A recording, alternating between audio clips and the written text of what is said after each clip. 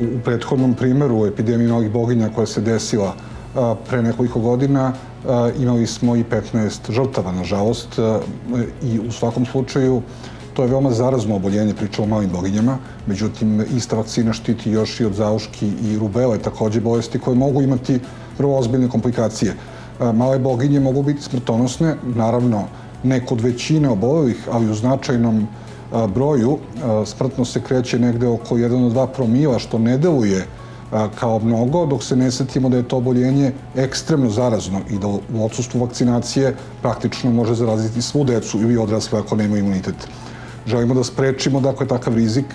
Ako dozvolimo padom obuhvata da ponovo dođe do epidemija malih boginja, one sasvim sigurno imaju potencijal da odnesu ljudske živote.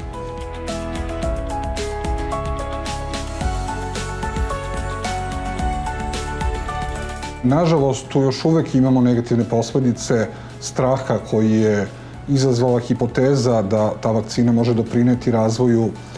poremećaja iz spektra autizma. Ta hipoteza je opovrgnuta, dokazano je da nije tačna. Radovi koji su navodno govorili u prilog te veze, prvo ni sami nisu bili izvedeni valjano, drugo, bilo je tu i etički spornih pitanja, neki podaci nisu bili tačni i treće, možda i najvažnije,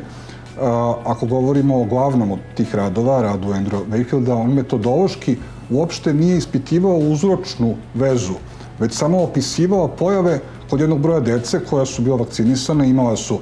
razne fenomene iz spektra autizma, ali bez poređenja sa zdravom decom. Kada su takva poređenja izvršena, i to ne u jednoj zemlji, i ne od jednog tima, nego u mnogo zemalja na ogromnom uzorku od više miliona osoba, videlo se u stvari da deca koja su primila MMR vakcinu i ona koja nisu imaju identičan rizik da obole od bilo kog poremećaja iz spektra autizma. Drugim rečima, vakcina na to nema nikakvog uticaja. Isto tako nema uticaja ni na jednu drugu pojavu vezanu za neuropsihosocijalni razvoj. Ali kada se jednom neko mišljenje uvreži, onda je jako teško suprotstaviti mu se, jednostavno strah je ostao i čak i pojedini lekari koji znaju da to nije u vezi, nekako radije biraju da malo sačekaju sa vakcinom dok dete ne progovori i ne prohoda, da ne bi došli u situaciju da se pravdaju i objašnjavaju. To je naravno pogrešan stav, zato što duže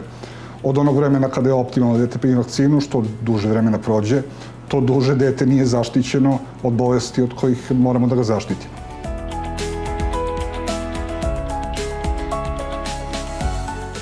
Poruka je, nažalost, ono što mnogo puta ponavljamo, neće biti originalna, ali je veoma važna, a to je da ne treba da se plašimo vakcina, jer one nas štite od bolesti, a i tih bolesti ćemo se manje plašiti ako se zaštitimo vakcinama.